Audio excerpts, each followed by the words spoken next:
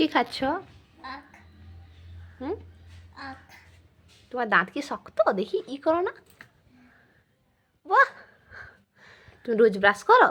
হ্যাঁ। কে দিয়েছেন আখ? ঠাম্মি ঠাম্মি। কে কেটে দিয়েছে রে মা? রস ভালো করে, রসটা ভালো করে খাও, চেবাও। হ্যাঁ, চিবিয়ে রসটা চেবাও। আগে রসটাকে, আগে আখটাকে চেবাও, দিলে রসটা মুখে এলে তখন রসটা খেয়ে নিবি, দিয়ে ছোকলাটা ফেলে দিবে, ঠিক আছে? ফেলে দাও, ওটা ফেলে দাও।